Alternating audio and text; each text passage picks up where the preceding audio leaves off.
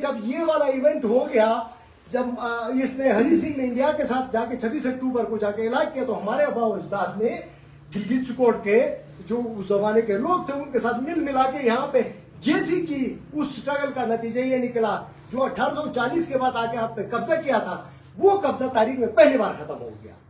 अब वो इस आजादी को इसलिए मैं कहता हूं कि भाई उसका रिजल्ट क्या आया उस जदोजहद की 9 नवंबर की।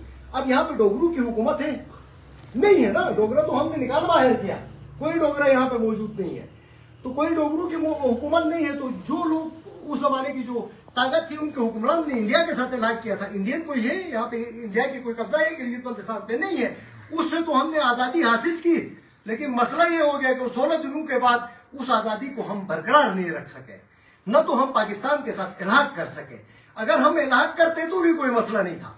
दुनिया की बहुत सारी कौमें मुख्तलिफ रियासतों के साथ इलाक करती है, लेकिन इलाक करने के लिए आपके पास इख्तियार चाहिए था।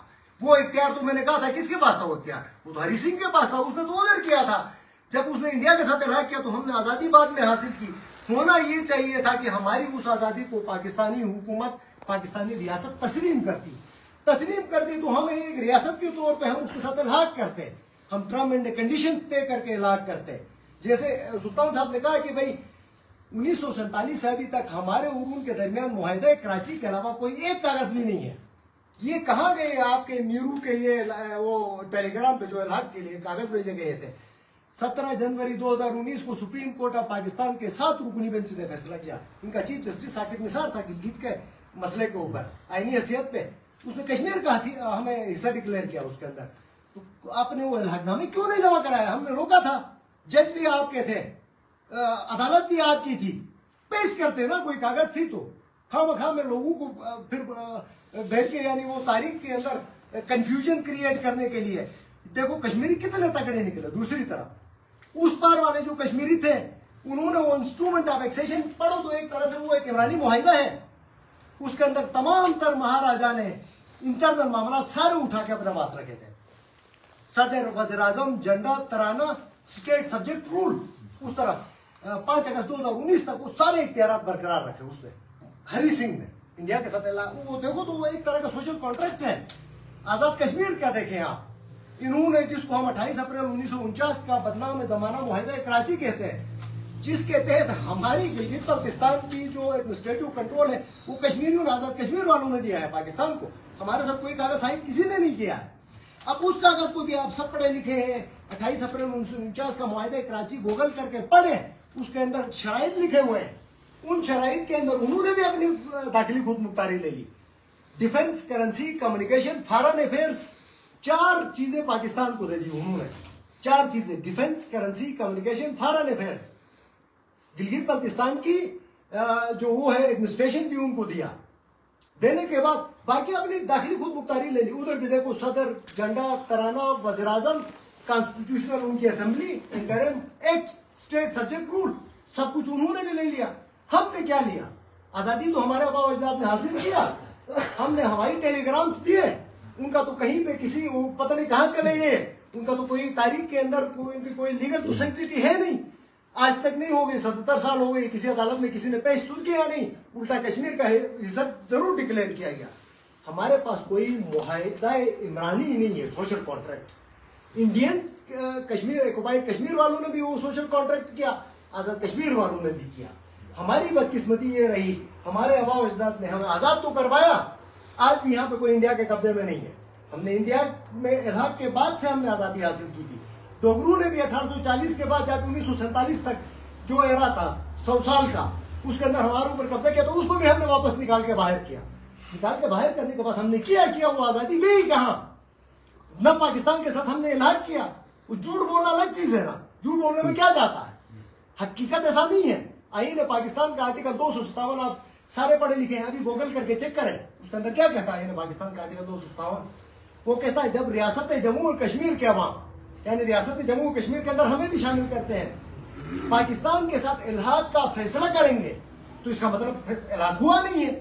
फैसला करेंगे, उस फैसले के बाद रियासत जम्मू कश्मीर के अवाम, यानी इंक्लूडिंग गिलगित बाल्टिस्तान के लोग और पाकिस्तानी रियासत के दरमियान ताल्लुकात उसके रियासत कश्मीर के अवाम की मर्जी के मुताबिक मुतय्यन होंगे। बिल्कुल एग्जैक्ट ये सेम बड़ी है, आप चेक करें, उसमें जाकर अंग्रेजी में चेक करें या उर्दू में चेक करें। आर्टिकल 257 आईन पाकिस्तान की किताब मिलती है, उसमें पीडीएफ के अंदर मौजूद है। यानी वो क्या कहते हैं, जब इल्हाक का फैसला करेंगे तो तब ताल्लुकात मुतय्यन होंगे। भाई इल्हाक मजीद 500 साल तक नहीं होगी तो हम इसी तरह ही रहेंगे। इन्होंने किया क्या हमारे साथ, इन्होंने ये किया हमारे साथ। इंडियन ऑक्युपाइड कश्मीर वालों ने अपने हुकूक ले लिए, आजाद कश्मीर वालों ने अपने ले लिए। हमने हवाई टेलीग्राम देके एक दूसरे को बेवकूफ बनाते रहे, हमने इलाक किया है कि वो कहीं भी हमें कागज नहीं मिलती है, नतीजा नहीं निकला। इन्होंने क्या किया हमारे साथ 16 नवंबर के बाद लाके 49 के अंदर देखते तो एफसीआर का कानून लगाया। अब देखें, अंदाजा लगाए कितनी मतलब जुल्म की और जबर की बात है। एफसीआर का कानून के अंदर कोई बुनियादी हुकूक कुछ भी नहीं थे।